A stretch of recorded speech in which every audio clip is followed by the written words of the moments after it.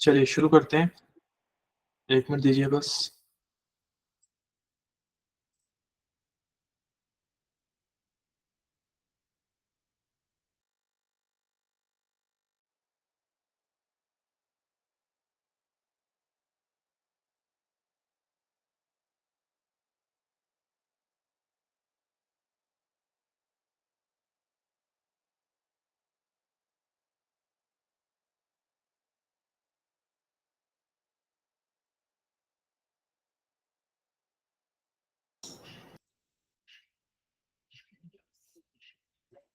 चलिए, क्वेश्चन जो हैं अभी तक आए नहीं किसी के भी। Very good morning to all of you. तेज़ी के साथ जो कुछ भी क्वेश्चन्स आपके हैं, वो मेरे साथ शेयर कीजिए। तब तक एक चीज़ आपको एक्सप्लेन करता हूँ। देखो, आप में से बहुत सारे लोग क्लाइंट्स के साथ काम कर रहे हैं और बहुत सारे लोग क्लाइंट्स के साथ काम करने के लिए खुद को तैयार कर रहे हैं। एक एडवाइस जो कि शायद मेरे सेशन में कई बार सुनो, मैं रिपीट कर रहा हूँ। बहुत बार ऐसा होता है कि कभी-कभी हमें एक बड़ा क्लाइंट मिल जाता है। अब बड़े क्लाइंट के साथ जब हम काम करते हैं तो 2 चीज़ें होती हैं। पहला ये होता है कि वो बड़ा क्लाइंट पैसा ज़्यादा देता है। बड़ा क्लाइंट से मेरा मतलब अभी ₹50,000 महीने का मैं क्लाइंट मान के चल रहा हूँ, वो बड़ा क्लाइंट है, ठीक है? इंडियन ऑडियंस के हिसाब से ₹50,000 क्लाइंट कोई गोरा है वो सस्ता है, ठीक है? लेकिन इंडिया ऑडियंस के हिसाब से, इंडियन इकोनॉमी के हिसाब से ₹50,000 एक अच्छी इनकम मानी जाती है। तो कोई क्लाइंट जो ₹50,000 का आपको मिलता है, उसके साथ आप काम करते हो तो सबसे पहली चीज़ क्या होती है, एंग्ज़ायटी आ जाती है कि ₹50,000 क्लाइंट है, बहुत महँगा क्लाइंट है, पता नहीं अगर कोई गलती होगी तो क्लाइंट हाथ से चला ना जाए। और जैसे ही एंग्ज़ायटी आती है, वहीं से गलतियाँ होनी शुरू हो जाती हैं। वहीं से जो है बहुत सारी चीज़ों के अंदर माइंड के अंदर ही चेंजेज़ आने स्टार्ट हो जाते हैं। तो ध्यान रखेंगे कि जब भी आप कोई क्लाइंट पकड़ते हो, चाहे 10,000 का है, 20,000 का है, 50,000 का है, जैसे ही कोई भी बड़ा क्लाइंट आपको मिला और वो क्लाइंट के साथ आपने काम करना स्टार्ट किया, तो स्टार्टिंग का जो पहला महीना है, वो बड़ा अच्छा निकलेगा आपका। बड़ी अच्छी मोटिवेशन रहेगी आपके अंदर कि हाँ, क्लाइंट मुझसे बात कर रहा है। अगर अच्छा क्लाइंट अगर जाता है तो। मैं आप उसके बाद बात कर रहा हूँ, थॉट शेयर हो रहे हैं, मैं सोशल मीडिया में एड्स, में वेबसाइट, ये सारे लैंडिंग पेज, इन सब के ऊपर मैं कंसल्ट कर रहा हूँ, चेंजेस करके दे रहा हूँ, ग्राफिक्स बना रहा हूँ। बड़ा कुछ सीखने को मिलेगा। बहुत नई-नई चीज़ें जो हैं आप एक्सपेरिमेंट करोगे और आपको पता है कि हाँ, कोई पर्सन है जो आप पे ट्रस्ट कर रहा है, कोई पैसा लगा रहा है और सारी जो चीज़ें हैं बड़ी अच्छी चलती हुई दिखेंगी। लेकिन एडवाइस क्या है यहाँ पर? सबसे पहले तो काम से मना नहीं करना है, काम को पकड़ लेना है, ताकि आपको नई-नई एक्सपोज़र जो है वो मिल पाए। जिस दिन आपके माइंड में आए कि क्लाइंट मुझे तंग कर रहा है, क्लाइंट जो है वो बेकार में ही नुक्स निकाल रहा है, मैं क्लाइंट को बोल रहा हूँ कि भाई पेड मार्केटिंग करते हैं, तेरे को रिज़ल्ट आ जाएँगे, क्लाइंट कहता है नहीं-नहीं ऑर्गेनिक करेंगे। क्लाइंट मेरे को बोल रहा है कि मेरे पोस्ट के ऊपर 5 लाइक क्यों हैं, 50,000 क्यों नहीं है, 5,000 क्यों नहीं है? उसकी वीडियो को देखो उसके ऊपर तो मिलियंस में व्यूज़ हैं, मेरे तो 100 व्यूज़ भी नहीं आए अभी तक। तो सबसे पहली चीज़ तो है जो हमने बात करनी है उनके साथ कि रेज़ोल्यूशन के ऊपर, इस चीज़ के ऊपर हम क्या कर सकते हैं? इसके अल्टरनेटिव्स क्या हैं? इसके सॉल्यूशंस क्या हैं? ऐसा करेंगे, थोड़ा समय लगेगा, नई प्रोफ़ाइल है, नया कॉन्सेप्ट है, नई चीज़ है, ऐसे-ऐसे काम करते हैं। लेकिन जब आपको लगे कि क्लाइंट बहुत ज़्यादा तंग कर रहा है, उस केस के अंदर उस क्लाइंट को उसी दिन छोड़ देना। ये एक बहुत बड़ी मैं आपको एडवाइस कर रहा हूँ। बहुत सारे स्टूडेंट्स नाम नहीं ले सकता हूँ, वो पर्सन लिटरली रो रहा था कॉल के ऊपर। वो कह रहा है कि सर मैंने क्लाइंट पकड़ लिया, पता नहीं मेरे को लगता है कि मेरे से गलती हो गई क्लाइंट पकड़ के कि 45,000 पर मंथ का क्लाइंट था। मुझे लगा कि चलो अच्छा क्लाइंट होगा, एक अच्छी इनकम है, तो मैंने उसके साथ काम करना स्टार्ट किया। उस क्लाइंट ने उसको इतना एक्सप्लॉइट किया, वो मेंटली बेचारा पर्सन जो है हमारा इंटर्न है, वो इस टाइम पे इतना पैनिक मोड के अंदर चल रहा है कि उसको डर लग रहा है अगले क्लाइंट से बात करने में। तो अगर आपको लगता है ना कि मेरे को क्लाइंट परेशान कर रहा है, क्लाइंट मेरे विज़न के हिसाब से काम नहीं कर रहा है क्योंकि आपने अपना हाथ हमेशा ऊपर रखना है, मैंने आपको सिखाया है।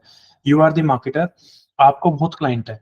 अगर आपका जो थॉट है अच्छा है और कहीं न कहीं अगर वो बिज़नेसमैन उसे एक्सेप्ट नहीं कर रहा है, वो कह रहा है कि नहीं मैं ही मार्केटर हूँ, तो उसको कहिए कि सर ठीक है आप ही मार्केटर हो, तो आप अपनी मार्केटिंग खुद कर लो, मैं किसी और ब्रांड के साथ काम कर लूँगा। उसी दिन उस पर्सन से आपने पीछा अपना छुड़ा लेना है, उसी दिन जो है बैकआउट कर लेना है। इससे पहले कि वो बोले, वो आपको एक्सप्लॉइट भी करे और बाद में बोले कि मैं आपको पैसा भी नहीं दूँगा, आपका पैसा भी होल्ड पे कर दे और आपको मना भी कर दे काम करने से। उससे अच्छा है कि आप सामने वाले पर्सन को मना कर दो, ताकि उसकी नज़र में एक रिस्पेक्ट जो है वो आपकी बनी रहे। कि पर्सन आया था, अगले ने अपना थॉट रखा, मैं उस थॉट को एक्सेप्ट नहीं कर रहा था। अगले ने कहा कि आपके थॉट के हिसाब से बहुत सारे लोग हैं जो कि आपको काम करने के लिए मिलेंगे, लेकिन मैं नहीं कर पाऊँगा।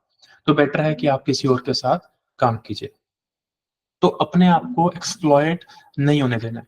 कभी कोई ऐसी सिचुएशन आपको दिखती है कि क्लाइंट जो है वो पैनिक कर जा रहा है, क्लाइंट का काम ही होता है पैनिक करना, क्योंकि वो पैसा खर्च रहा है। लेकिन उस पर्सन से आराम से बात करो, उसे समझाओ। आपको लगता है कि सर आज समझाता हूँ ठीक होएगा, 2 दिन बाद फिर पैनिक कर जाता है, फिर समझाता हूँ फिर पैनिक कर जाता है, तो ऐसे पर्सन को 1 या 2 बार ट्राई करके छोड़ दो, कि भैया आप कहीं और काम करो।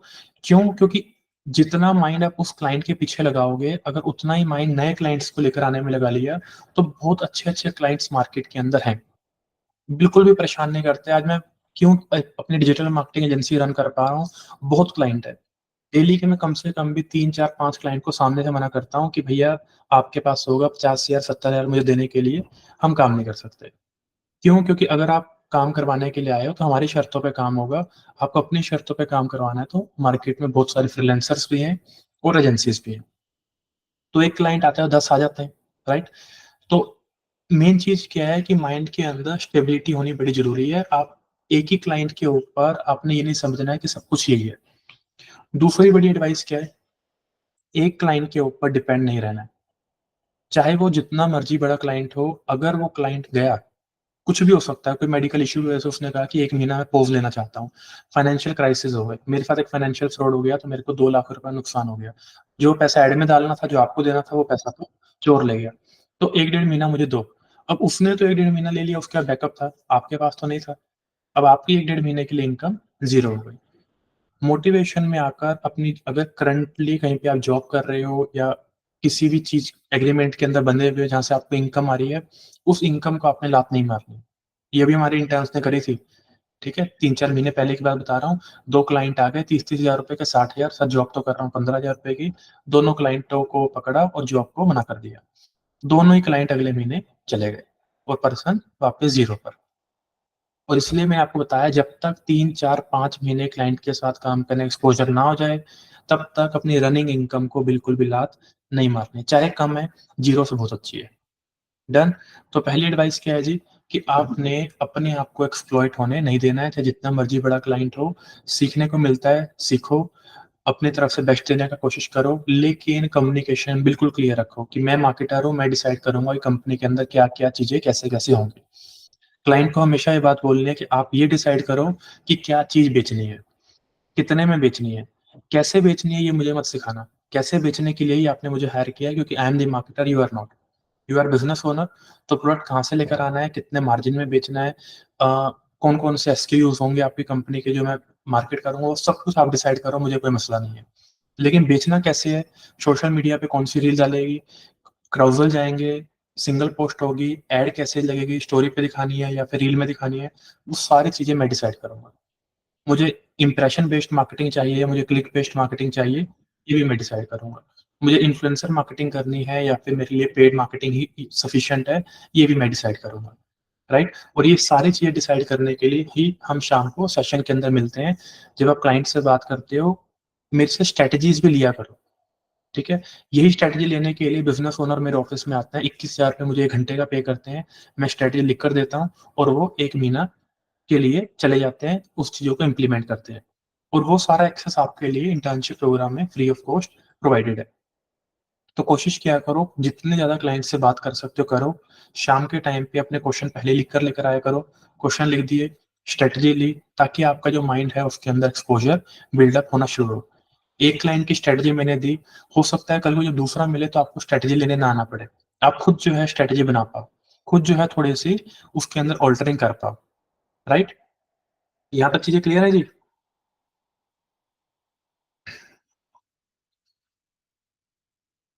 फटाफट से बताइए चैट के अंदर, यहाँ तक चीज़ें क्लियर है क्या?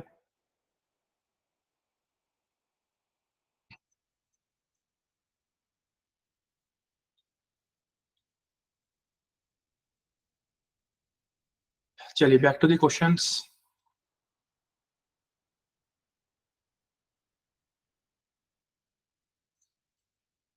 फिलॉक्स प्रो जो है, फिलॉक्स प्रो के लिए शायद टीम ने उसको हमारे थीम बंडल के अंदर डाल रखा है, तो अगर थीम बंडल आपके पास होगा तो उसमें मिल जाएगी। अदरवाइज फिलॉक्स प्रो नहीं है तो सिर्फ फिलॉक्स डाउनलोड कर लो, वर्डप्रेस के अंदर ही फ्री ऑफ कॉस्ट आपको मिल जाएगी।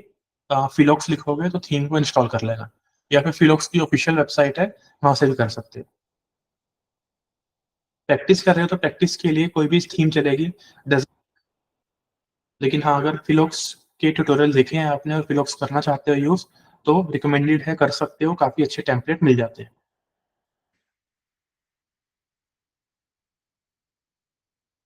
Sir, I have two questions. How to become LinkedIn's top voice on any particular niche? What is the procedure and what is the criteria for it? Not, I have my LinkedIn page and I post content into that page only regularly.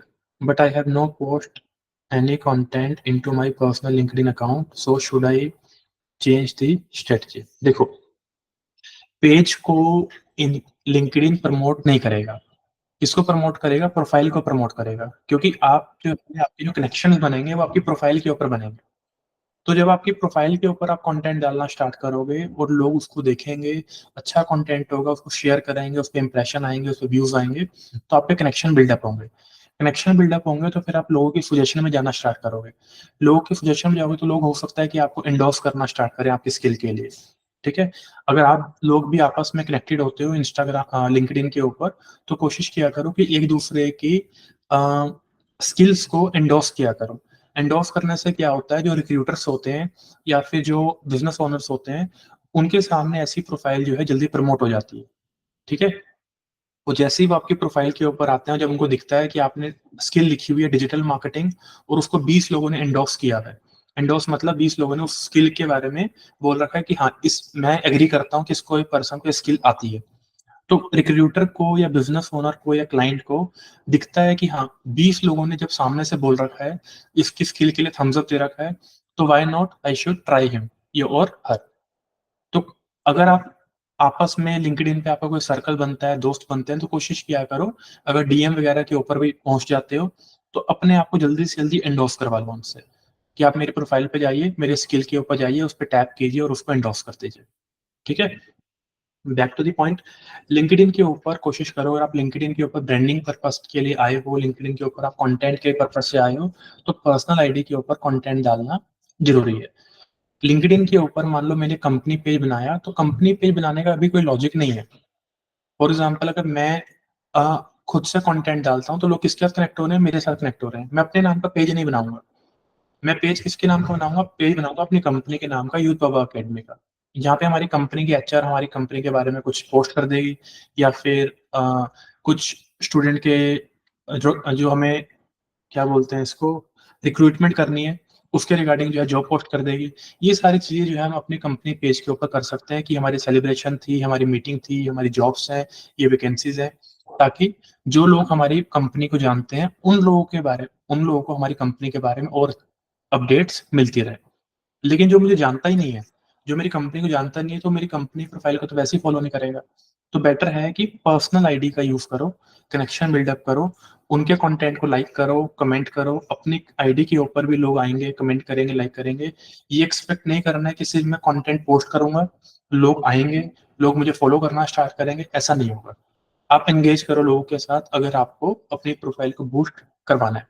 Instagram का भी ये algorithm है, क्योंकि वो चाहता है कि ज़्यादा से ज़्यादा लोग उसके प्लेटफ़ॉर्म को यूज़ करें, और प्लेटफ़ॉर्म को यूज़ करें तो वो, जो लोग उसके प्लेटफ़ॉर्म को अच्छे तरीके से यूज़ करते हैं, उन लोगों को वो क्या करता है, प्रमोट करता है।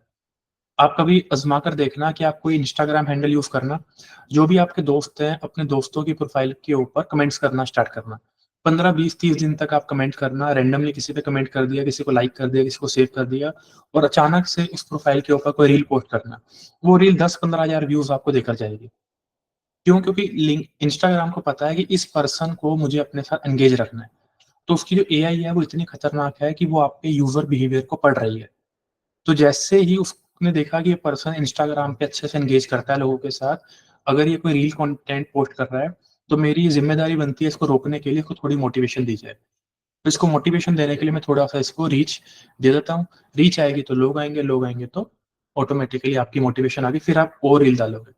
और रील डालने के लिए आप इंस्टाग्राम को और चलाओगे, फिर और रील डालोगे, फिर वो हो सकता है आपकी रीच वापस खींच ले, कंटेंट अच्छा है तो रीच और दे दे। तो ये जितनी बड़ी-बड़ी कंपनीज़ हैं, ये सारी की सारी कंपनीज़ का माइंडसेट सिर्फ एक ही है कि यूज़र को किस तरीके से अपने प्लेटफ़ॉर्म के ऊपर रोक कर रखा जाए। और अगर हम लोग यूज़र हैं, तो हमारे माइंड में एक ही चीज़ आती है कि इस प्लेटफ़ॉर्म से मैं ज़्यादा से ज़्यादा बेनिफिट कैसे ले सकता हूँ? क्योंकि सभी लोग जब एक जगह हैं, तो बेनिफिट वहीं से होगा।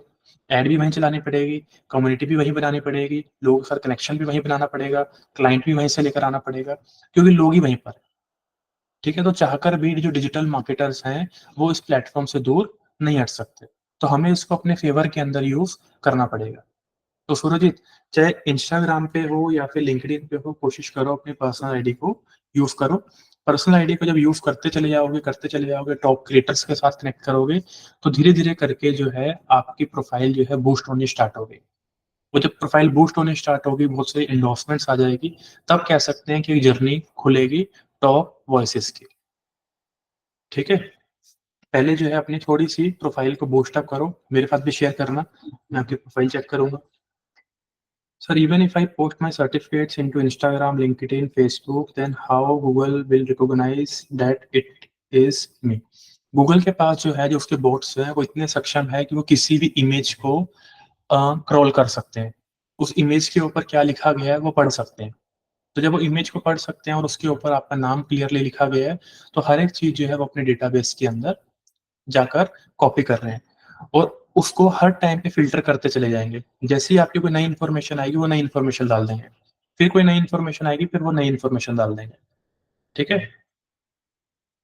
इसका सबसे बड़ा एग्ज़ाम्पल क्या है कि आप किसी भी सेलिब्रिटी की जाकर ना ऐज लिखना गूगल के ऊपर कि let's say Salman Khan age इन 2024, वो 2024 में उसकी क्या ऐज है वो बताएगा। ऐज तो है, हो सकता है उसके पास जो है पहले की भी हो। 20 साल से मान लो अगर सलमान खान स्टार है, तो उसके पास तो 20 साल का डेटा होगा सलमान खान का। लेकिन दिखा कौन-सी रहा है? वो जो कि इस टाइम पे रेलेवेंट है। तो अपने कंटेंट को टाइम-टाइम पे अपडेट कर रहा है और रैंक ब्रेन एल्गोरिदम आपने पढ़ा था।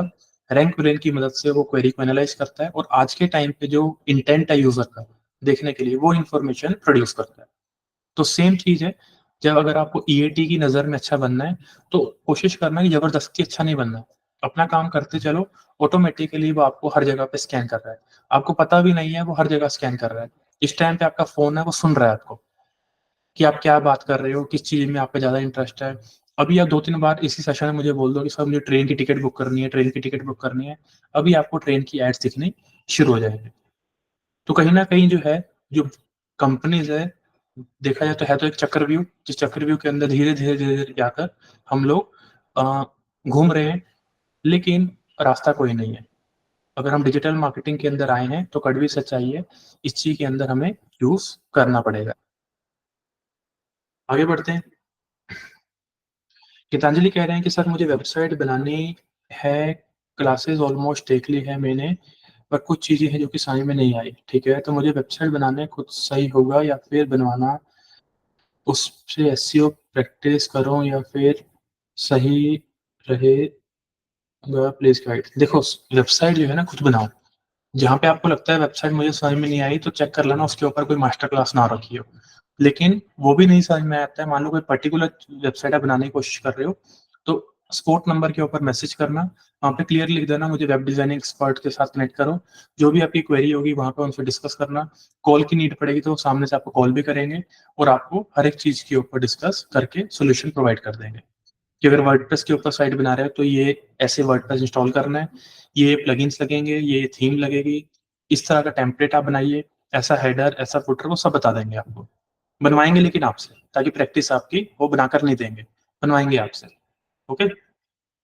उसके बाद जब आपकी वेबसाइट बन जाती है, तो उसके बाद फिर आप एसईओ का प्रोसीजर स्टार्ट करना। सबसे पहले कीवर्ड रिसर्च, उसके बाद फिर हम करेंगे मेटा टैग ऑप्टिमाइज़ेशन, मतलब ऑन पेज करेंगे पूरा का पूरा। उसके बाद ऑन पेज के बाद जो है हम लोग ऑफ पेज के ऊपर मूव करेंगे। आगे बढ़ते हैं। Sir I have clients from India and international both because I am working as a Google ads specialist. ठीक है जी। How to approach that client? How to approach that client? हाँ, समझा नहीं जी मैं। आप कह रहे हो आपके ऑलरेडी क्लाइंट है, क्योंकि आप गूगल एड स्पेशलिस्ट हो और उन्हीं क्लाइंट्स को आप अप्रोच करना चाहते हो, किसी पर्टिकुलर सर्विस के लिए करना चाहते हो। थोड़ा-सा अपने क्वेश्चन को इलैबोरेट कीजिए। जी, आपने लिखा how to approach that client, मतलब उन क्लाइंट की बात कर रहे हो जिसके बारे में अभी आपने एक्सप्लेन किया। सर फेसबुक एड्स करना चाहता हूँ लेकिन टेक्निकल क्वेरी है। हाँ, ठीक है, पूछिए क्या टेक्निकल क्वेरी है? कोई दिक्कत नहीं है। मुझे डिजिटल मार्केटिंग फ़ील्ड में जॉब करनी है, किस फ़ील्ड में स्पेशलाइज़ेशन करना सही रहेगा? डिपेंड करता है कि आपको कौन-सी फ़ील्ड समझ में आती है, क्योंकि हायरिंग तो हर फ़ील्ड की होती है। आज आप कंटेंट की भी प्रैक्टिस कर लोगे तो हायरिंग कंटेंट की भी है, चाहे जितना मर्ज़ी चैट जीपीटी आ जाए। वो आपको कंपनी में बिठा के चैट जीपीटी ही यूज़ करवाएँगे, लेकिन हायर तब भी कर लेंगे। ग्राफ़िक डिज़ाइनिंग के अंदर आप जितने मर्ज़ी एआई सॉफ्टवेयर्स का यूज़ कर लो, लेकिन तब भी ग्राफ़िक डिज़ाइनर तो चाहिए ही चाहिए। फिर बस काम करने का तरीका बदल जाएगा कि पहले मैनुअली 1 दिन में 50 ग्राफ़िक बनवाते थे, अब मैनुअली जो है अब ऑटोमैटिकली 1 दिन में 150 ग्राफ़िक बनवाएँगे। लेकिन जॉब जो है वो तब भी आपको मिलेगी। तो सबसे पहले खुद से आइडेंटिफ़ाई कीजिए कि आपको क्या चीज़ समझ में आती है। माइंड जो है थोड़ा मैथमेटिक्स के अंदर ज़्यादा चलता है, तो पेड एड्स की तरफ चले जाओ। क्रिएटिविटी थोड़ी-सी ज़्यादा है, तो ग्राफ़िक्स की तरफ, वेबसाइट की तरफ चले जाओ। ठीक है? स्टोरी टेलिंग के अंदर थोड़ा अच्छा है, तो कंटेंट मार्केटिंग के अंदर चले जाओ। तो ये थोड़ा-सा आपको अपने आप से पूछना पड़ेगा कि आपको एक्चुअल में क्या चीज़ें अच्छी लगती हैं। वो लगता है कि अभी पता ही नहीं है, तो अभी जॉब के बारे में सोचना बंद करो, अभी सिर्फ़ अपनी प्रैक्टिस करो। वेबसाइट बनाओ, कंटेंट लिखो, एसईओ करो, ऐड चलाओ। किसी न किसी एक चीज़ में अपने आप की इंटरेस्ट आपका ट्रिगर करेगा कि हाँ, ये चीज़ मुझे अच्छी लगी। मुझे सोशल मीडिया के इनसाइट्स अच्छे लगे, मुझे वेबसाइट का ट्रैफ़िक अच्छा लगा, मुझे वेबसाइट की लुक अच्छी लगी, मुझे कीवर्ड्स अच्छे लगे। उसके बाद जो है फिर आप आगे बढ़ सकते हो। ठीक है? आगे बढ़ते हैं जी। सर यूट्यूब चैनल क्रिएट करके 1 टू 2 मिनट की वीडियो अपलोड करनी है क्लाइंट की, तो क्या चार्ज करना है? क्रिएट भी करनी है, ठीक है, और अपलोड भी करनी है। अपलोड करके सिर्फ़ एसईओ भी करना है, सिर्फ़ अपलोड करके देनी है? और अगर वो पूछते हैं कि कौन से एप्लीकेशन यूज़ करने हैं वीडियो एडिट करने के लिए, तो क्या बोलना है? अगर देखिए आप वीडियो एडिट कर रहे हो तो सबसे पहले आप उन्हें बता सकते हैं कि सर हम लोग मल्टीपल एप्लीकेशन का यूज़ करते हैं depending upon the type of video. Adobe का प्रीमियर प्रो है, वो हम यूज़ करते हैं। वंडरशेयर का फिल्मोरा है, वो हम यूज़ करते हैं। इनशॉट एप्लीकेशन है, वो हम यूज़ करते हैं। कैपकट है, वो हम करते हैं। अ, इतने ही बोल दोगे तो बहुत है, ठीक है? 2 मोबाइल की हो गई, 2 उसकी हो गई। तो ये जो है हम कुछ सॉफ्टवेयर्स हैं, कुछ ऐप्स हैं जिसका हम यूज़ कर रहे हैं। लेकिन आपको जो वीडियो है वो आपको बढ़िया बनाकर दे देंगे। तो वीडियो एडिटिंग तो ये हो गई। उसके बाद जब आप जाते हो यूट्यूब के ऊपर पोस्ट करने के लिए, तो यूट्यूब के ऊपर पोस्ट कर दिए, अगर एसईओ भी करवाता है तो एसईओ के चार्जेस इंक्लूड हो जाएँगे। तो 2 मिनट की वीडियो मान के चलते हैं। अब 2 मिनट की वीडियो में भी डिपेंड करता है कि सारी वीडियो आपको बनानी है, मतलब उसका वॉइस ओवर आप बनाओगे, उसके ग्राफ़िकल कंटेंट आप बनाओगे, या फिर पर्सन रॉ कंटेंट देगा और रॉ कंटेंट को एडिट करके, थोड़े सबटाइटल लगाकर, थोड़ी बहुत एडिटिंग डाल के, इफ़ेक्ट डाल के आपको अ, वीडियो को बनाना है। तो उस वीडियो के चार्जेस जो हैं वो अलग रहेंगे। तो थोड़ा-सा मुझे बताइए कि किस तरह की वीडियो जो है आप बनाना चाहते हैं? ऐसा ना हो कि मैं आपको बोल दूँ कि आप ₹1000 एक वीडियो का ले लो और बाद में पता चले कि 2 मिनट की वीडियो बनानी है लेकिन पूरी ग्राफ़िकल बनानी है। और ग्राफ़िकल वीडियो बनाने के लिए 2-2 दिन लग जाते हैं 2 मिनट की वीडियो बनाने को। ठीक है? Depend upon the type of video. आगे बढ़ता हूँ। थोड़ा-सा किरण मेरे को कॉन्टेक्स्ट दीजिए अ, वीडियो का कि कौन-सी वीडियो बनाना चाह रहे हैं। सर आप जॉब पर सेशन लेने वाले थे, कोई प्लान है क्या सेशन सुमित थोड़ा-सा याद करवा दो, जॉब के ऊपर। कल ही कर लेते हैं सेशन, कोई प्रॉब्लम नहीं है। अगर सेशन शेड्यूल था तो पहले ही, थोड़ा-सा मुझे याद करा दो, मेरे कैलेंडर में नहीं आया अभी तक ऐसा कुछ।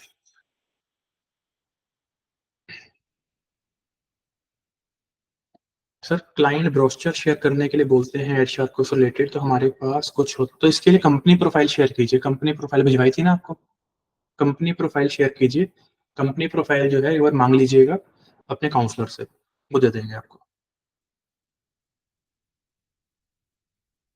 इसके रिगार्डिंग आप प्रियांशु थीम बंडल के रिगार्डिंग काउंसलर से बात करना, वो समझाएँगे। होस्टिंग बंडल के अंदर ही हमने थीम बंडल दिया है। सर लिंक्डइन से हम ऑर्गेनिक मार्केटिंग कैसे कर सकते हैं डिजिटल मार्केटिंग सर्विस के लिए? सबसे पहले क्या करो सिंपली अपनी प्रोफाइल को बूस्ट करो। अगर आप लिंक्डइन के ऊपर जाओगे और लोगों को डीएम करना स्टार्ट करोगे, लिंक्डइन जो है वो आपको बैन कर देगा।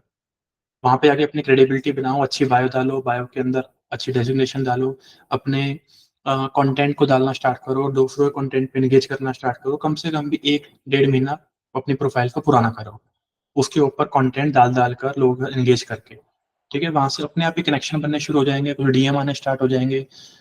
उसके बाद जाकर जो है फिर आप लोगों को अप्रोच करना स्टार्ट करना, और अप्रोचिंग के लिए मैंने आपको सेकंड मंथ में सिखा रखा है कि लिंक्डइन फ़िल्टर्स को आपने कैसे यूज़ करना है। तो लिंक्डइन के फ़िल्टर्स यूज़ कीजिएगा और उसके बाद फिर आप उनके साथ कनेक्शन बनाकर डीएम करना शुरू करना। एक और अच्छा तरीका है, कभी-कभी क्या होता है कि डीएम करना ना एक पेड सर्विस के अंदर आ जाता है। वो बोलते हैं लिंक्डइन का प्रीमियम लो। अब प्रीमियम मान लो हमने लेना नहीं है, तो जो भी बिज़नेस है ना, उस बिज़नेस पे आप क्लिक करोगे तो उसकी टीम को आप देख सकते हो। कभी-कभी टीम भी हाइड होती है, तो उनकी जो प्रोफ़ाइल होती है ना, लिंक्डइन का पेज होता है, वो ओपन होता है देखने के लिए।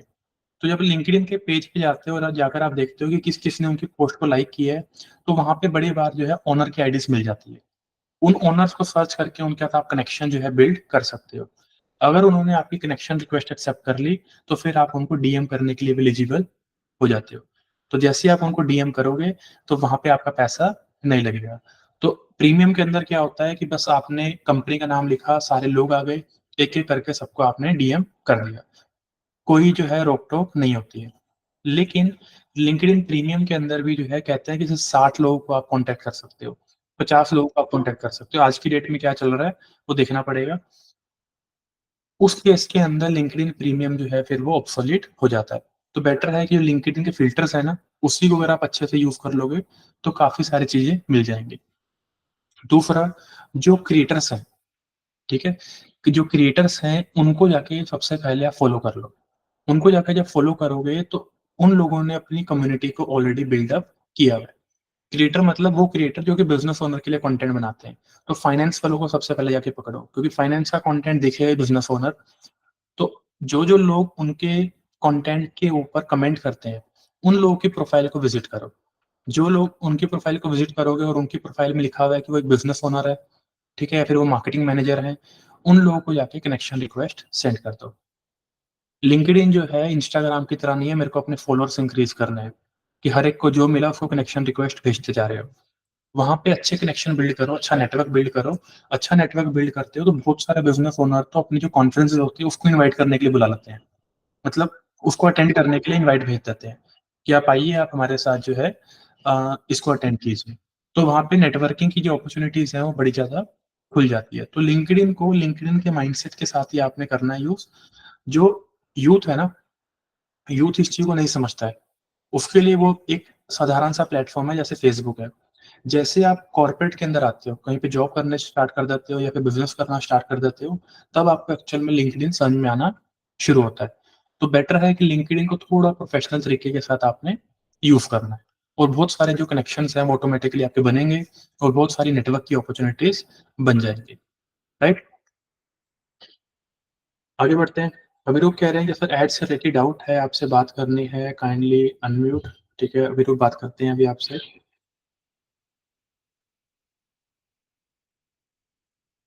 सर, इसके रिगार्डिंग प्रियांशु काउंसलर से बात कीजिएगा। ठीक है, वो एक्सप्लेन करेंगे कि क्या-क्या पैकेज है, किस पर्पज़ के लिए बनाया गया है, क्या कुछ इससे आपको मदद मिल सकती है। ये कोई मैंडेटरी चीज़ नहीं है, सिर्फ़ एक ऑप्शनल चीज़ है, स्टूडेंट की डिमांड पे बनाई थी। कहीं आप सोचो कि मेरे को जो है ज़बरदस्ती कोई खर्चा करना है या फिर कुछ।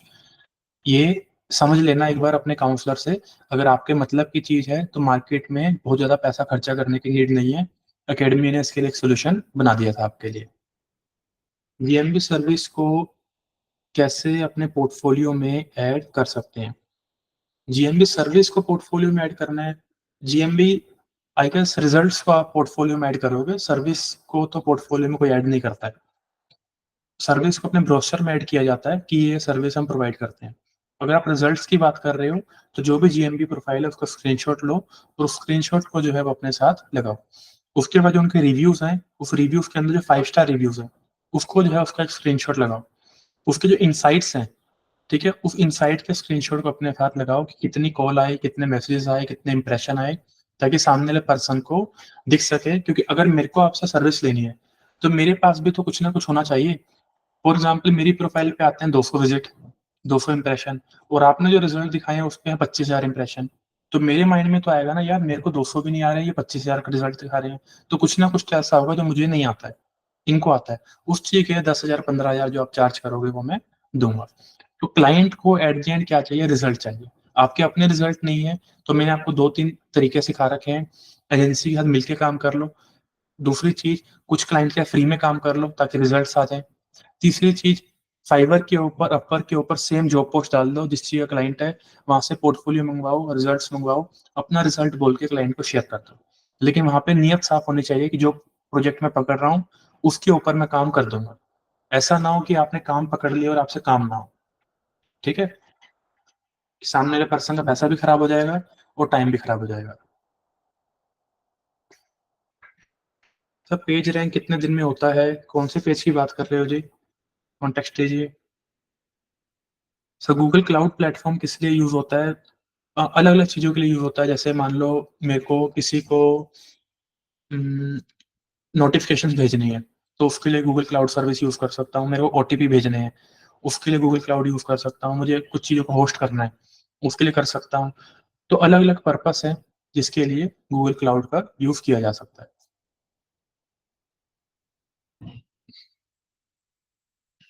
Sir they are taking services only for Google ads, how to tell them that you can increase your reach and take other service? Okay, great great great.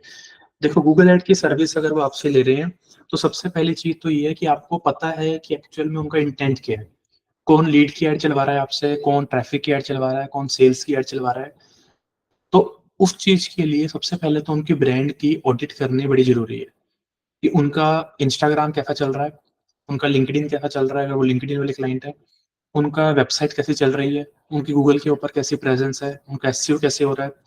अगर ये सारी चीजें जब आप एनालाइज कर लेते हो तो सामने वाले पर्सन को आप पिच कर सकते हो कि एक तरफ से गूगल एड तो आप चला रहे हो लेकिन थोड़ा सा एसईओ के ऊपर भी काम करना स्टार्ट करो, ताकि जिस दिन जो है एड का खर्चा अगर हमें कम भी करना पड़े तो एसईओ से फ्री का ट्रैफिक आना हमें शुरू हो जाए। और ये चीज मैंने आपको पढ़ाई रखी है पेड मार्केटिंग के अंदर की जो पीपीसी है, पीपीसी यूज करने से एसईओ के अंदर इम्पैक्ट अच्छा पड़ता है। गूगल को दिखता है कि जो पर्सन है ये पैसा खर्च रहा है तो इसके एसईओ के अंदर में थोड़ी सी जो रैंकिंग है वो प्रोवाइड करो। तो पीपीसी का एसईओ के ऊपर एक अच्छा इम्पैक्ट पड़ता है। कुछ लोग की मान्यता है कि अगर पीपीसी करेंगे तो गूगल को लगेगा कि ये पर्सन पैसा तो खर्च ही रहा है और पैसा खर्च रहा है तो फिर इसको एसईओ के अंदर रैंकिंग देके क्या ही करेंगे, किसी और को रैंकिंग दे देते हैं, इससे पैसा लेते चलते हैं। लेकिन गूगल थोड़ा उल्टा सोचता है। गूगल सोचता है पहले अपने कंज्यूमर के बारे में क्योंकि उसको पता है कि इनसे ही पैसा कमाना है। तो उस जगह पे उसको पता है अगर ये पैसा खर्च रहा है और एसईओ में भी अगर मैं इसको बेनिफिट दे दूं तो इसके माइंड में और अच्छा इंटेंट आएगा और ये और पैसा खर्चेगा। ठीक है? तो एसईओ की सर्विस पीपीसी वाले क्लाइंट को सबसे जल्दी लुभाती है, सबसे जल्दी जो है पिच करके वो क्लाइंट को क्लोज कर सकते हो।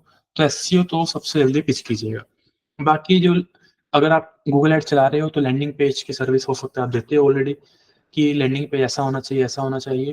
फिर भी जो ओवरऑल चीजें हैं उनकी परफॉर्मेंस मार्केटिंग को देखते हुए कि वेबसाइट कैसी बनी हुई है, सोशल मीडिया कैसा चल रहा है, पीपीसी के साथ साथ जो है मेटा एड्स का भी यूज करना स्टार्ट करना चाहिए। तो इस तरीके से सर्विसेज को थोड़ा पिच किया जा सकता है। ठीक है?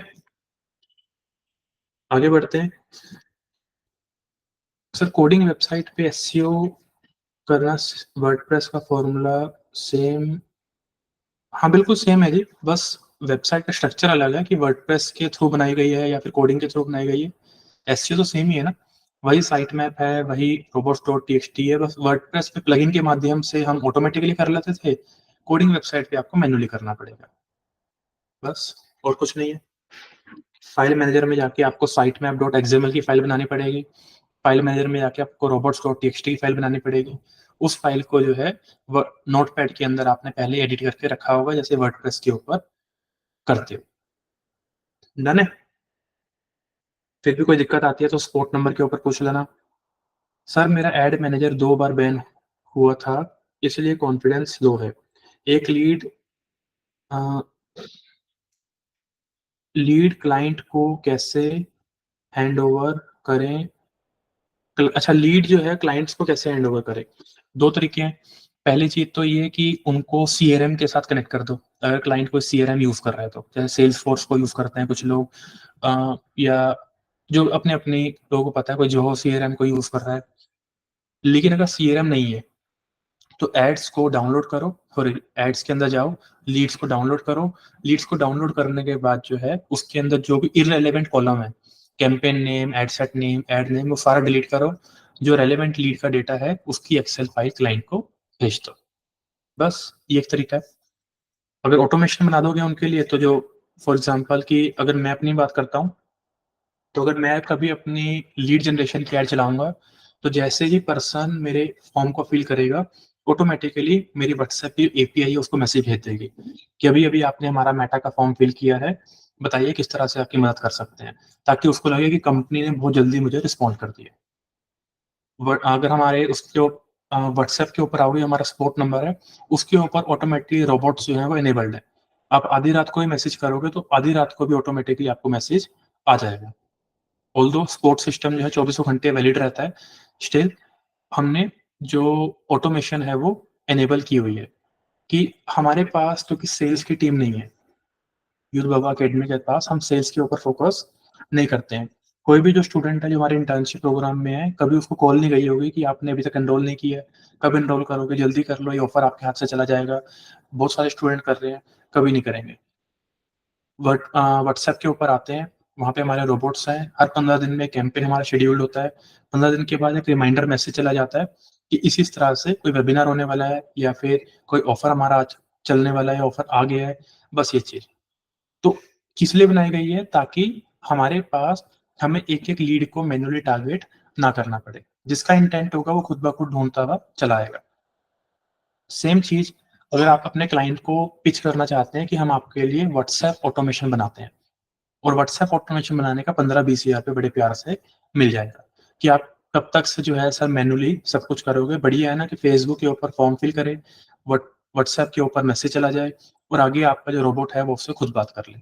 और कहीं पे आपको लगेगा कि वो पर्सन रोबोट की जगह मैनुअल लाइव एजेंट से बात करना चाहता है, तो उसके लिए तो टीम आपके पास बैठी हुई है। ठीक है? इसे बोलते हैं व्हाट्सएप बिज़नेस एपीआई की सर्विस को पिच करना। आगे बढ़ रहे हैं। इन शॉर्ट पे सर आपने इन शॉर्ट के ऊपर अभी जो क्लास है वो अपलोड होने वाली है, कल भी मैंने सेशन में बताया था। ठीक है? थोड़ी बहुत जो चेंजेज़ हैं वो करवा रहे हैं। फाइनल एडिटिंग चल रही है उसके ऊपर और फिर वीडियो आपके सामने आ जाएगी। सर सोशल मीडिया पे ट्रेंड कैसे सर्च करते हैं और सोशल मीडिया मैनेजमेंट में अपडेट कैसे रहें? देखो सोशल मीडिया मैनेजमेंट में अपडेट रहने जैसी कोई चीज़ नहीं है। सोशल मीडिया डेली बेसिस के ऊपर अपने को एल्गोरिदम चेंज नहीं करता है कि 1 हफ्ते पहले कुछ और था, 1 हफ्ते बाद कुछ और है। लेकिन ट्रेंडिंग चीज़ों को फाइंड आउट करने के लिए, ट्रेंडिंग ऑडियो को फाइंड आउट करने के लिए टूल्स का यूज़ करने की नीड आपको नहीं है। आप अपने प्रोफ़ेशनल डैशबोर्ड में जाइएगा, प्रोफ़ेशनल डैशबोर्ड में जाके स्क्रॉल कीजिएगा। सबसे जब नीचे जाओगे तो वहाँ पे एक ऑप्शन आएगा ट्रेंडिंग रील्स का, ट्रेंडिंग ऑडियोज़ का। उस पे क्लिक करोगे तो जो टॉप 50 ट्रेंडिंग ऑडियोज़ चल रही है वो लिंक्डइन इंस्टाग्राम आपको फ्री में दिखा देगा। सजेशंस का ऑप्शन आएगा वहाँ पे कि बाकी क्रिएटर्स क्या कर रहे हैं, तो इस टाइम पे कैसा कंटेंट चल रहा है, कैसा कंटेंट लोग बना रहे हैं, कंटेंट आइडियाज़ भी आपको वही प्रोवाइड कर देगा। तो उसके लिए भी कोई पेड टूल यूज़ करने की नीड नहीं है। लेकिन अगर आप आउट ऑफ आइडिया चले जाते हो, आपको पता नहीं है कि मेरी नीश में मैं कैसा कंटेंट बनाऊँ, तो गूगल ट्रेंड का यूज़ कर सकते हो या फिर explodingtopics.com करके एक वेबसाइट है, उसका यूज़ कर सकते हो। फ्री में भी काफ़ी सारे ट्रेंड्स आपको देखने को मिल जाते हैं कि इस समय पे किस चीज़ का जो ट्रेंड है वो अच्छा चल रहा है और तकरीबन 5 साल तक का जो ट्रेंड रिपोर्ट है वो आपको शेयर करते हैं। explodingtopics.com EXPLODINGTOPICS topics.com otherwise Google trends का यूज़ कर सकते हो। सर होस्टिंग कोई सजेस्ट कर दो, होस्टिंग के रिगार्डिंग काउंसलर से बात कर लेना। पहले आपसे इंटेंट पूछा जाएगा कि कैसी वेबसाइट आपको जो है होस्ट करनी है। लगता है कि साइट के ऊपर जो है वो ट्रैफ़िक आ रहा है लाखों का, तो उसके लिए होस्टिंग अलग है। अभी जो स्टार्ट कर रहे हो तो उसके लिए होस्टिंग अलग है, ठीक है? कोई एक ऐसी कंपनी के लिए आप होस्टिंग लेना चाह रहे हो जो कह सकते हैं टेक्निकल चीज़ों के अंदर काम करती है, जिसको बहुत ज़्यादा प्राइवेसी चाहिए, उसके लिए होस्टिंग अलग है। तो हर एक इंटेंट के हिसाब से होस्टिंग अलग होती है, हर जगह पे शेयर्ड होस्टिंग काम में नहीं आती है, ठीक है? होस्टिंगर और गोडैडी से थोड़ा दूर रहिएगा और इसके बाद जो है काउंसलर से बात कर लीजिएगा। Sir I have been pitching a combined Google my business profile ठीक है। और management and social media marketing package, ठीक है। मार्केटिंग से मैं ये समझ रहा हूँ कि आप मैनेजमेंट और एड दोनों बोल रहे हैं। To furniture and salon clients, ठीक है। माय प्रपोजल इंक्लूड जी Google my business setup, content creation 30 post reels per month and a suggested ad budget 5K, ठीक है। From second month I will charge only 5K for GBP only and 10K for social media. While I mentioned this impact of online visibility, clients seem interested but hesitant due to overall cost, ठीक है। कोई बात नहीं, लगे रहो। Client तो देखो हर तरह के मिलेंगे। बहुत सारे क्लाइंट ऐसे होते हैं जो कहते हैं भैया फ्री में सब कुछ कर दो, एक बार ग्रोथ आएगी ना फिर देखो आपको कितना पैसा देंगे हम। तो जिससे आज पैसा नहीं छूट रहा हो कल को क्या ही देगा आपको। तो ऐसे क्लाइंट को तो पहले दूर कर दो, ठीक है। और ये चीज मुंह पे बोल के दूर करो कि सर आज ही आप पैसा लगाने में डर रहे हो, तो जिस दिन ग्रो कर जाओगे उस दिन तो वैसे ही नहीं पूछोगे आप मुझे, ताकि उसकी जो ईगो है वो थोड़ी सी हर्ट हो कि पर्सन जो है मुझे क्या बोल के गया, ठीक है। हाँ में हाँ मिलाने की जरूरत नहीं होती हर जगह पर। दूसरी चीज ये है कि 10,000 और 5 या 15,000 का बजट तो बहुत ही कम है, अगर मैं अपने नजरिए से देखूं तो। क्योंकि जब हमारे पास क्लाइंट आते हैं तो वो कहते हैं कि आप बताओ कितना लगेगा, हम तो कहते हैं भैया 2 लाख रुपए महीना लेंगे। अब वो कहता है 2 लाख रुपए तो बहुत ज्यादा है, आप बताओ कितना। अब जब 2 लाख बोलते हैं तो 20,000 बोल नहीं सकता, फिर 50-60 से प्रोजेक्ट स्टार्ट कर देते हैं। तो डिपेंड करता है सिचुएशन सिचुएशन के ऊपर। कभी कभी क्लाइंट ऐसा भी होता है, जैसे अभी गोरा टकरा है थोड़े दिन पहले, कहता है कि मेरे को वीडियो एडिट करवानी है, टिकटॉक के ऊपर पोस्ट करवानी है, टिकटॉक एसईओ करवाना है, ये है वो है, I have a strong vision, ये वो जो भी अंग्रेजी को झाड़ते हैं। उसके बाद सारा ओवरऑल देखा कि कितनी डेली की 2 वीडियो एडिट होंगे, टोटल 60 वीडियो जाएंगे, रो कंटेंट वो देंगे, टाइमलाइन वो देंगे, हुक्स वो देंगे, बड़ी सारी चीजें हैं डिस्कस हुई और लास्ट में 2.25 लाख रुपए महीने पे क्लाइंट क्लोज कर लिया, ठीक है जी। अब मानकर चलते हैं कि अगर मुझे सिर्फ एक ही क्लाइंट के साथ काम करना है 2.25 लाख रुपए में, तो उसके लिए मेरे को 2 अच्छे वीडियो एडिटर चाहिए। 2 अच्छे वीडियो एडिटर मेरे को 15-15 हज़ार में मिल जाएंगे, 20-20 हज़ार रुपये मिल जाएंगे, और उनको मैं अपने पास रख सकता हूँ और उनके साथ काम कर सकता हूँ, और बाकी का सारा क्या मेरा प्रॉफिट और क्लाइंट को मैं खुद से मैनेज कर सकता हूँ। तो दूसरी जगह पे अगर आपको क्लाइंट मिलेगा तो हो सकता है कोई क्लाइंट बोले 2,000 रुपये दूंगा लेकिन महीने की 15 से 20 वीडियो चाहिए। तो क्लाइंट तो मार्केट में भैया हर तरह का आपको मिलेगा। आपको चूज करना है कि मुझे किस क्लाइंट के साथ काम करना है और किसको छोड़ देना है, और छोड़ते हुए घबराना नहीं है। एक को छोड़ोगे तो ऊपर वाला 10 देने के लिए आपको तैयार बैठा है, समझ गए। तो अपने आप को एक्सप्लॉइट मत करो, माइंड को बहुत फ्री रखो। पैसा कमाना बहुत आसान है। बहुत सारे लोग पैसा कमाने के पीछे भागते हैं, इस कारण से कमा नहीं पाते हैं। स्किल सीखो, क्लाइंट को पिच करो, जर्नी को एंजॉय करो। कब क्लाइंट मिलेंगे, कब नेटवर्क बनते चले जाएंगे नहीं पता है आपको, ठीक है। एक और केस स्टडी माइंड में घूमती रहती है जब ऐसी ऐसी चीज निकलती है तो तकरीबन पिछले हफ्ते, आज क्या है वेनेसडे आज, हाँ थर्सडे फ्राइडे की बात है पिछले हफ्ते की। एक क्लाइंट इसके साथ हम काम कर रहे हैं, वो पर्सन किसी के साथ बैठा होगा। उस टाइम पे मेरी कॉल शेड्यूल थी उनके साथ, तो मैंने बात करी, मैं कहा कैसे हैं मिश्रा जी, ठीक है ओके सब कुछ बढ़िया चल रहा है। टीम बता रही थी ऐसा ऐसा आपके प्रोजेक्ट के ऊपर ग्रोथ चल रही है, कोई प्रॉब्लम तो नहीं आ रही है, सब कुछ बढ़िया है। मैं क्लाइंट्स को कॉल कर लेता हूँ पर्सनली हालचाल पूछने के लिए। उन्होंने कहा जी हाँ सब कुछ बढ़िया चल रहा है। एक्चुअली तरुण जी आपसे एक बात भी करनी थी, अपने एक क्लाइंट है, ठीक है, इनका अपना हार्डवेयर का काम है, तो थोड़ा सा चाहते हैं कि इस फील्ड के अंदर एक ब्रांड को लॉन्च करें, जैसे बड़े बड़े ब्रांड है, जैगुआर है, ये है वो है, तो ये भी करना चाहते हैं, ठीक है। तो इनको मैं आपका नंबर दे रहा हूँ, ये आपसे बात करेंगे। अब मेरे को तो नहीं पता था ना कि सामने वाला पर्सन मेरे को कोई क्लाइंट देने वाला है। मैंने तो अपना कर्म करने के लिए कि ये पर्सन मुझे हर महीने पैसा पे कर रहा है, तो क्यों ना चलो एक बार कॉल करके इससे बात कर ली जाए, पूछ लिया जाए कि टीम में कोई प्रॉब्लम तो नहीं आ रही है, प्रोजेक्ट मैनेजर सब कुछ अच्छे से संभाल रहे हैं नहीं संभाल रहे हैं। बात करी और सामने वाले पर्सन मेरे को एक क्लाइंट फॉरवर्ड कर दिया, एक रेफरेंस दिया, रेफरेंस देने के बाद उनसे बात करी कि आपका अभी कहते कुछ भी नहीं है, ब्रांड नेम बनाओ, लोगो बनाओ, ट्रेडमार्क लो, वेबसाइट बनाओ, सब कुछ करो, प्रोडक्ट मेरे पास है, ब्रांडिंग करो, ब्रांड किट बनाओ, सब कुछ करो।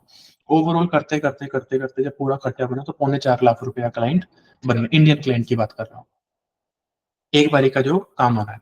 उसके बाद जब रेकरिंग काम होगा वो शायद थोड़ा रिड्यूस होकर आ जाएगा लाख 1.25 लाख रुपए पे, लेकिन जब स्टार्टिंग का जो ब्रांड एस्टेब्लिशमेंट करनी थी तो इतना पैसा हमने उनसे चार्ज किया and that person is ready to pay. तो इंटेंट क्या है समझाने का, इंटेंट यही है कि बहुत सारे क्लाइंट मार्केट में है जो कि आपको पैसा देने के लिए तैयार बैठे हैं, पैसे के पीछे नहीं भागना है। सिर्फ और सिर्फ अपने स्किल को बढ़िया रखो, आँख में आँख डाल के क्लाइंट से बात करो कि भैया ये चीज़ें हैं, कर देंगे। लगता है कि नहीं है तो अपने आप को इंडिविजुअली कभी रिप्रेज़ेंट मत करो। चाहे जितना मर्ज़ी अच्छा क्लाइंट आपसे बात कर रहा है, बहुत अच्छा आपको कॉन्फिडेंस भी ले रहा है, आपको लग रहा है कि मैं सब कुछ कर लूँगा, तब भी अपने आप को अकेला रिप्रेज़ेंट मत करो। वी आर अ टीम, हमारे जो कंपनी के एक्सपर्ट्स हैं, ठीक है? मैं एक बार उनसे भी डिस्कस करूँगा, then I will get back to you. चाहे आप इंडिविजुअल ही हो, डज़न्ट मैटर। लेकिन अगर वर्स्ट केस में उसने बोल दिया कि ठीक है, एक बार आप बात कीजिए या फिर एक बार अपनी टीम से आप मीटिंग कराइए, तो आपके यहाँ कुछ होना चाहिए। एक बार आपकी टीम से मिल लेते हैं, एक बार आपके ऑफ़िस आ जाते हैं। बड़ी बात चीज़ें होती हैं जब क्लाइंट आपको परखने के लिए कुछ ऐसी बातें बोलता है और उस केस के अंदर जैसे हमारा कॉन्फिडेंस डगमगाया, क्लाइंट समझ जाता है कि ये पर्सन अंदर से खोखला है। तो उस केस के अंदर जो आप हो वो रिप्रेज़ेंट करो और मेरे को अपनी टीम का मेंबर हमेशा कंसिडर करके चलना कि वी आर अ टीम। आपको चाहिए कि सर एक मीटिंग करनी है और क्लाइंट को चाहिए कि 50 लोग मीटिंग के अंदर हो। मेरी कंपनी के 50 लोग जॉइन कर लेंगे आपको, ठीक है? लेकिन अपने आप को आपने अकेला रिप्रेज़ेंट नहीं करना है, चाहे क्लाइंट 5,000 का हो, फिर चाहे 50,000 का हो। डन? आगे बढ़ते हैं। तो रवि, इनिशियल बेसिस के ऊपर सर्विस की प्राइसिंग ठीक है। अगर क्लाइंट मना करता है तो दूसरे क्लाइंट पे स्विच करो, एक ही क्लाइंट को कन्विंस करने के लिए आपने नहीं बैठना है।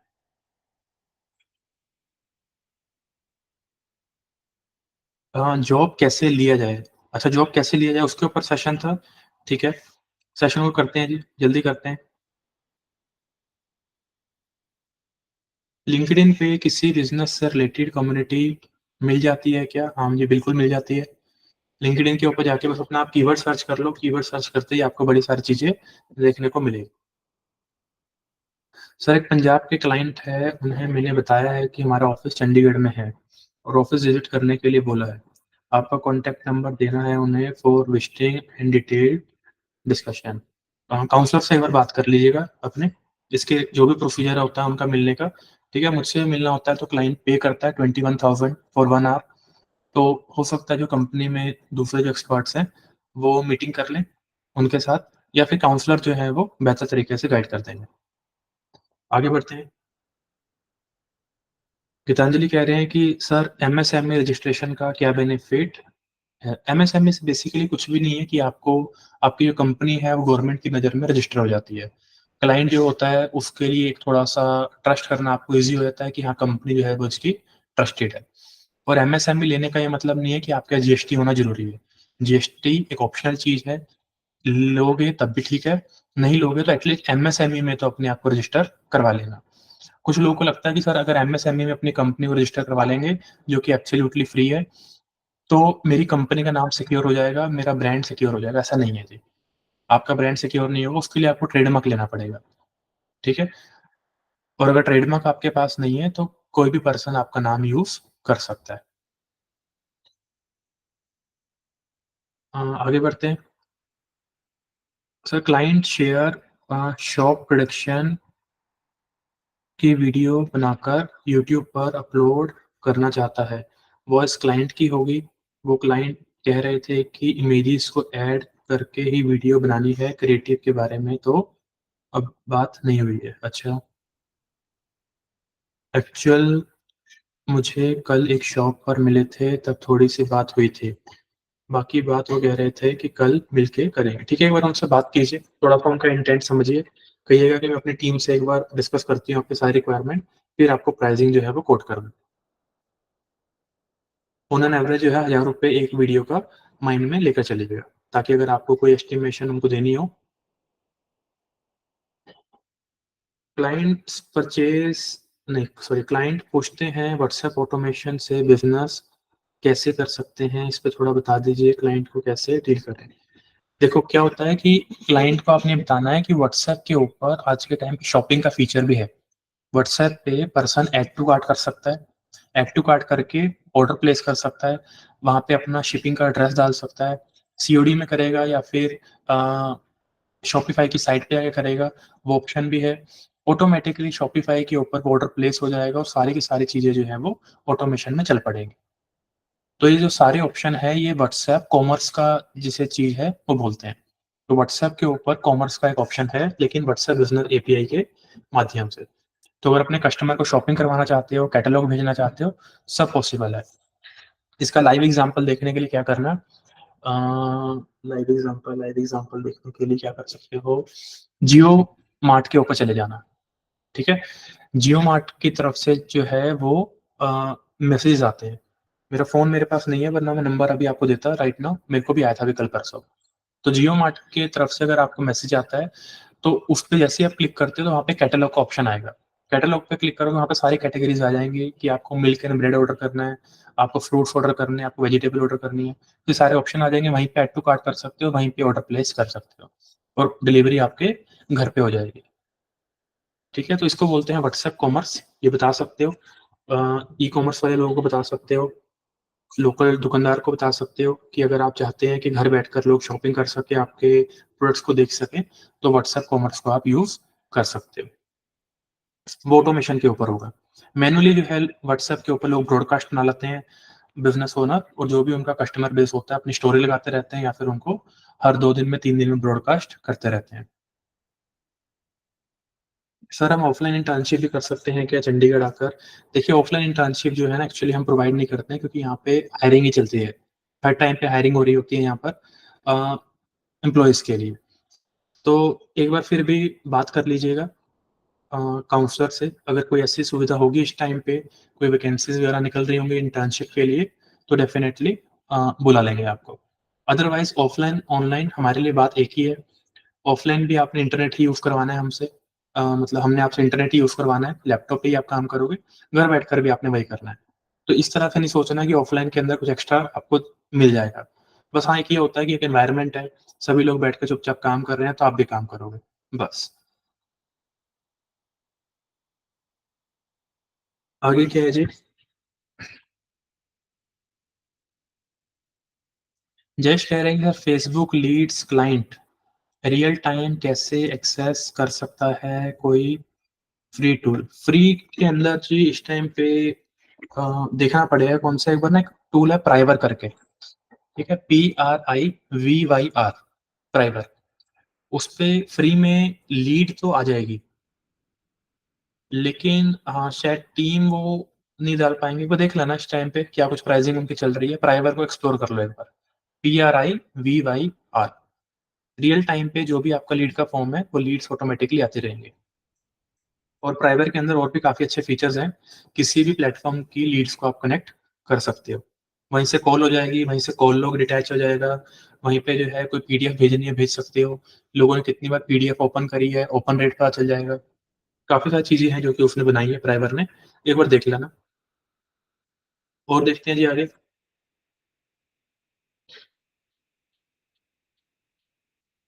सर क्लाइंट ने सैंपल वेबसाइट दिया है एंड डोमेन नेम भी दिया है, तो उसमें सपोर्ट टीम से सजेशन ले सकते हैं कि कौन-सा डोमेन सही है? हाँ, बिल्कुल ले सकते हैं जी।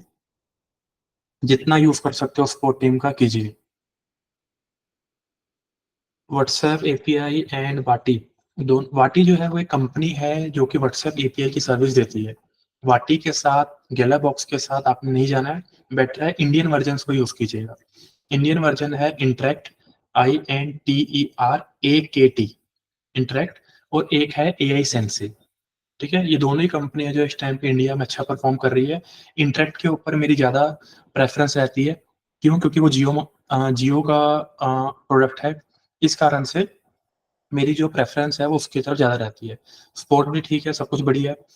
व्हाट्सऐप ऑटोमेशन के साथ-साथ अब इंस्टाग्राम की ऑटोमेशन भी आ गई है, कि इंस्टाग्राम में किसी ने पहले ये मैसेज किया तो फिर बॉट हमारा कुछ मैसेज करेगा, फिर उसने दूसरा किया तो दूसरा करेगा, फिर तीसरा किया तो तीसरा करेगा। ये सुविधा भी अब है। तो अच्छी चीज़ है, WhatsApp automation, Instagram automation, automation का ही ट्रेंड है। बिज़नेस ओनर्स को बताओ कि आप अपने बिज़नेस के ऊपर तो स्पेंड करते ही हो, ऑफ़लाइन के लिए कोशिश करो थोड़ा-सा धीरे-धीरे करके अपने बिज़नेस को ऑटोमेट करो, ताकि अ, मैनुअल चीज़ों के अंदर आपकी जो एंगेजमेंट है वो बहुत ज़्यादा ना हो। आगे बढ़ते हैं। Sir Bangalore based ex chess player ने मुझे व्हाट्सएप पर कनेक्ट किया है वाया फेसबुक ग्रुप पोस्ट, ठीक है? He is doing offline classes like chess learning, drawing, acting, dance, swimming, YouTubing. Okay, good. आगे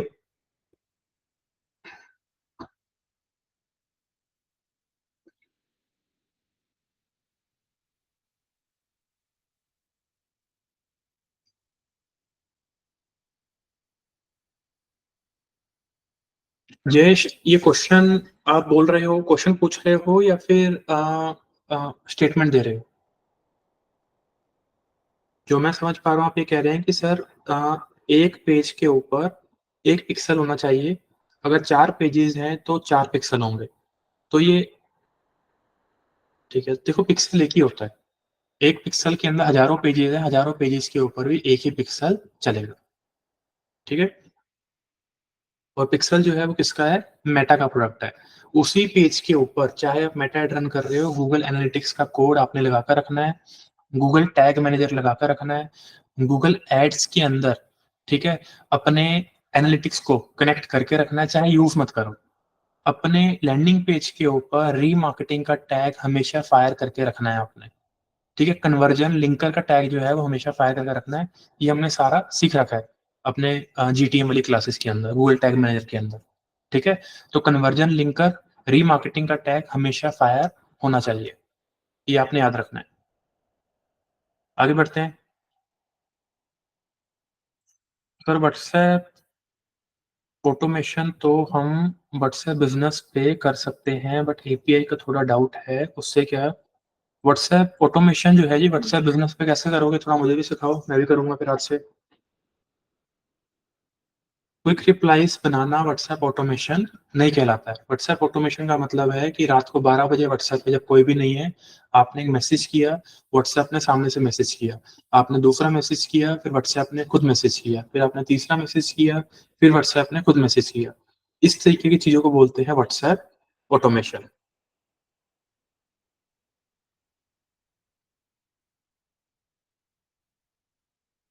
और बताइए। हाँ, अभिरूप से एक बार बात कर लेते हैं जी। अभिरूप बताइए, अनम्यूट करने की परमिशन दी है आपको, बोलिए जी। Hello sir, good morning. जी very good morning. Sir actually मैंने ऐड रन की थी क्लाइंट्स ढूंढने के लिए, बट ऐड में कुछ गड़बड़ हो रहा है थोड़ा। क्या गड़बड़ हो गया? सर ऐड चलाई थी तो उनमें जो जो भी क्लाइंट है, लाइक उनको मैं इंस्टाग्राम डीएम में बुला रहा था सारे को। ठीक है। तो वो मुझे मैसेज कर रहे थे, मेरे एंड से ऑटोमेटिकली एक मैसेज चला जा रहा है। ठीक है, और ये मैसेज, के अंदर जो बनाया होगा आपने। हाँ, ये मैसेज डिफरेंट डिफरेंट तरह का जा रहा है। लाइक एक किसी ने मैसेज किया था तो उनके पास मैसेज चला गया था automatically, thanks for your interest but it doesn't look like we are a good fit at this time and, but मुझे पता नहीं चला ये कैसे जा रहा है, मतलब मुझे मिला नहीं कहीं पे इस तरह का टेम्पलेट। मैंने ढूंढा भी था। अच्छा, देखो सबसे पहले क्या करना, अपनी ऐड के अंदर जाना है आपने, ठीक है? ऐड के अंदर जब जाओगे तो वहाँ पे मैसेजिंग टेम्पलेट को आपने जाके एडिट करना है। मैसेज टेम्पलेट के अंदर सबसे पहले देखना कि बाय डिफॉल्ट कुछ क्वेश्चन तो ऐड नहीं हो रखे वहाँ पे। 2, 3, 4 क्वेश्चन वो ऑटोमेटिकली ऐड कर देता है डिपेंड अपॉन द इंटेंट। तो उस केस के अंदर जो है सबसे पहले जाकर देखिएगा कि आपका जो मैसेज टेम्पलेट है, आप इंस्टाग्राम पे ढूंढ रहे होंगे, पहले अपनी ऐड को जाइएगा, ऐड के अंदर जाके मैसेज टेम्पलेट जो कन्वर्सेशन का टेम्पलेट है उस पर जाइएगा और देखना कितने क्वेश्चन जो है प्री डिफाइंड आपने बनाए, पहली चीज।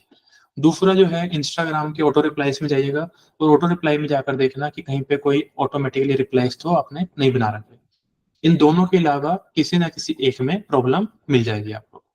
अच्छा सर, एक्चुअली कुछ अलग अलग टाइप के भी मैसेज जा रहे हैं, लाइक एक तो वो वाला कहा कि we are not available this time, वैसा कुछ। हम्म। And एक टाइप का मैसेज जा रहा है, थैंक्स फॉर आंसरिंग और हम्म। Question, will contact you to let you know what happened ये नेक्स्ट। मैसेज टेम्पलेट में ही है आपके, जो ऐड बनाई है ना आपने, ऐड के अंदर जब आपने ऐड चलानी होगी तो जब आपने बताया लोगों को कि आप सेंड इंस्टाग्राम मैसेज कीजिए, और जैसे ही वो इंस्टाग्राम मैसेज पे क्लिक करता है तो ऑटोमेटिकली मेटा की तरफ से एक मैसेज टेम्पलेट उनको दिखता है और वहाँ पे 3-4 ऑप्शन दिखते हैं कि किस पे उन्होंने क्लिक करना है। तो 3-4 ऑप्शन में से वो जिस पे भी क्लिक करते हैं, उस क्लिक करने के हिसाब से ऑटोमेटिकली पहले एक रिप्लाई आपके टेम्पलेट में बना हुआ है। तो ऐड में जाइएगा, ऐड को एडिट कीजिएगा, कैंपेन, कैंपेन के अंदर एड सेट के अंदर ऐड के अंदर मैसेजिंग टेम्पलेट, टेम्पलेट पे जाकर जितने भी आपको अननेसेसरी आपके क्वेश्चन दिख रहे हैं उनको डिलीट कर दीजिएगा और ऐड को दोबारा से पब्लिश कर देना। सर इसको मतलब मैनुअली कर सकते हो कि मतलब मैं सारा कुछ हटा दूँ, सारे जो बिल्कुल मैसेज। बिल्कुल बिल्कुल कर सकते हैं, मैनुअली कर सकते हैं, क्वेश्चन भी चेंज कर दो, आंसर भी चेंज कर दो। नहीं नहीं, क्वेश्चन चाहिए ही नहीं, मतलब वो मुझे कुछ भी मैसेज करे तो उसके बाद मैं मैनुअली उनको हाँ, रिप्लाई ऐसा कर करूँ। लो, सारे क्वेश्चन हटा दो वहां से, कर सकते हो। सारे नहीं हट रहे हैं। एक रह ही जा रहा है। एक तो रख लो, अगर मैंडेटरी बोल रहा है तो एक रख लो। एक क्या रख सकते हो कि our thank you for your query, our concern person will contact you shortly. और उसके बाद अगर आपने हाय का मैसेज भी किया तब भी पता है कि हाँ कंसर्न पर्सन ने कॉन्टेक्ट कर लिया। सर एक्चुअली इसमें जो टारगेटिंग की है उसमें भी थोड़ी मतलब प्रॉब्लम दिख रहा है। लाइक मैंने जो टारगेटिंग किया था वो एज का टारगेटिंग किया था फ्रॉम 29 to 56। हाँ तो ठीक है। हम बट जब एड चली तो वहाँ पे मैं डेमोग्राफिक्स में जाके देख रहा हूँ कि 18 ईयर्स से 24 ईयर्स तक जो है उनको भी ऐड दिख रही है। तो कितनी ऐड दिख रही है उन लोगों को? कितनी पता नहीं बट सबसे ज़्यादा कौन मतलब 5 मेरे पास मैसेजेस आए हैं, तो उनमें से 4 उनके पास से आए हैं। अच्छा, हो सकता है कि क्या बोलते हैं जब लोग आईडी बनाते हैं अपनी, तो आईडी बनाते टाइम जो है अपनी एज को वो डाल देते हो, ठीक है? लेकिन फिर भी अगर जो एज वो डाल रहे हैं इंस्टाग्राम तो उसी हिसाब से उनको ऐड दिखाएगा, तो ऐसा होना नहीं चाहिए। तो एक बार अपनी ऐड को चेक कर लेना कि ऐड के अंदर जो एज है, वो सही तरीके से आपने यूज़ की हुई है। हाँ हाँ सर, ऐड दूसरा ऐड से भी ओपन ही है। ठीक है, दूसरा ये है कि अगर क्वेरी ठीक आ रही है, तब तो कोई दिक्कत नहीं है। अगर मान लो कम एज की भी आ रही है लेकिन क्वेरी ठीक आ रही है, तो हो सकता है कि पर्सन के पास या मेटा के अंदर ही किसी न किसी तरह का कोई ग्लिच है वो आ रहा हो। इस चीज़ के रिगार्डिंग चेक करना अगर 2-3 दिन तक भी इश्यू आपका परसिस्ट करता है, तो एक बार मेटा सपोर्ट टीम को कॉन्टैक्ट कीजिएगा क्योंकि आपके इनसाइट्स होंगे दिखाने के लिए, कि जब मैंने टारगेटिंग ही 29 टू 56 करी है, तो 18 से 24 वाले लोग कैसे आ रहे हैं? ताकि वो देख के बता सके कि उनका क्या कुछ ग्लिच है और वो उस चीज़ को फिक्स कर पाएँ। ठीक है? ओके सर, और मैंने जो टारगेटिंग की उसके बारे में जानना चाहता हूँ, लाइक ये ठीक टारगेटिंग की या थोड़ा गलत है इसमें? नहीं ठीक, बिज़नेस ओनर्स तो इसी एज ग्रुप के मिलेंगे। नहीं नहीं, जो जॉब मतलब जो डेमोग्राफिक्स है वहाँ पे जाके founder, CEO, founder, chief executive officer in सबको सिलेक्ट किया है। बट यहाँ पे दो टाइप का आ रहा है, एक जॉब टाइटल्स आ रहा है और कुछ अलग नाम से आ रहा है। तो मुझे वही पूछना है कि कौन सा चूज करना है। एक बार उसको स्क्रीनशॉट है ना, वो सपोर्ट नंबर के ऊपर डाल देना। ऐसी क्वेरी जो होती है ना, छोटी-छोटी क्वेरीज़ हैं, इसको तो फटाफट से मान लो आप कोई वेबसाइट बना रहे हो, आप कोई ऐड चला रहे हो, ऐड चलाते हुए भी कोई दिक्कत आ रही है, तो फटाफट स्क्रीनशॉट लिया करो और सपोर्ट नंबर पे डाल दिया करो, ताकि वहाँ से आपको फटाफट से रिप्लाई आ जाए। हाँ सर, एम्प्लॉयर्स आ रहा है एक, जॉब टाइटल एक एम्प्लॉयर्स आ रहा है। जॉब टाइटल आपने यूज़ करना है। हाँ सर, वही किया है। और मतलब कुछ पर्टिकुलर सिटी से चूज किया है, लाइक चंडीगढ़ हो गया, मुंबई हो गया, पुणे हो गया, वैसे कुछ पर्टिकुलर सिटीज चूज किया है, वो सही है या? हाँ, हाँ, बिल्कुल ठीक है। अच्छी-अच्छी जो टॉप 10 सिटीज़ हैं, उसको उठा लो।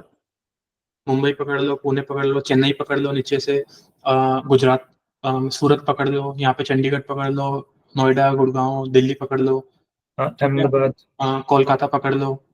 कोलकाता मत पकड़ना, वैसे यहाँ पे जो क्लाइंट है वो हाई पेइंग क्लाइंट आपको नहीं मिलता है, तो उस तरफ मत जाओ।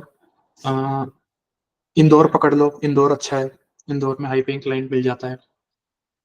इस तरीके से जो अच्छी-अच्छी सिटीज़ है, हैदराबाद पकड़ लो। यहाँ पे जिनको बाइंग कैपेसिटी है, जिनको पहले से पता है कि हाँ, मेरे को पैसा खर्चना है, वो जो क्लाइंट्स हैं, उन सिटीज़ को पहले टारगेट कर लो।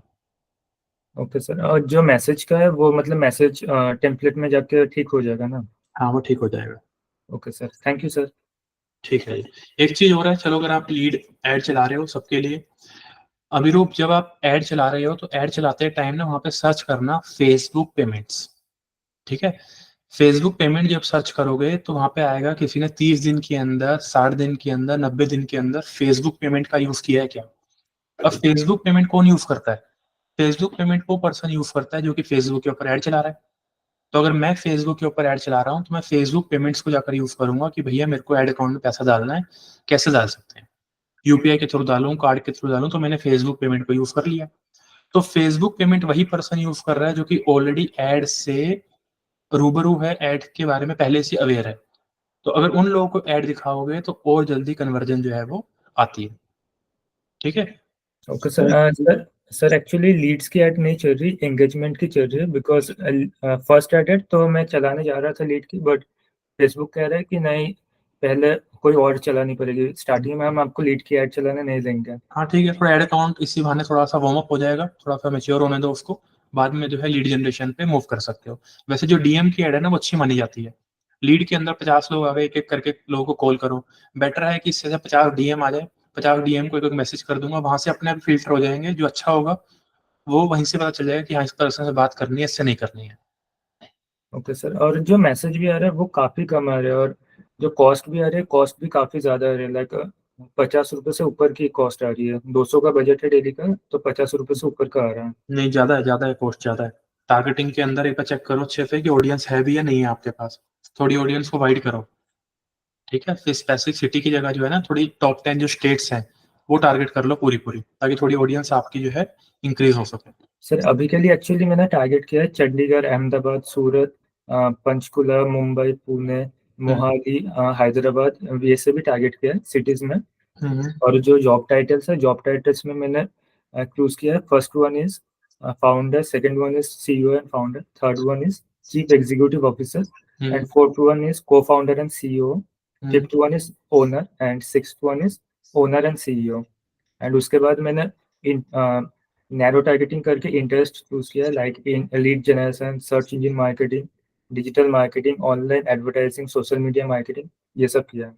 ठीक है, जो ऊपर वाले जो इंटरेस्ट है ना उसके अंदर और भी काफी चीजें आएंगी। मार्केटिंग मैनेजर्स को डालो, ठीक है, मैनेजिंग डायरेक्टर्स को डालो, ठीक है, इन जो चीफ ऑपरेटिंग ऑफिसर्स है उनको डालो। इस तरह के जो टैग्स हैं, जो डेजिग्नेशन है उसको यूज करो। Okay sir. ठीक है, ओके सर।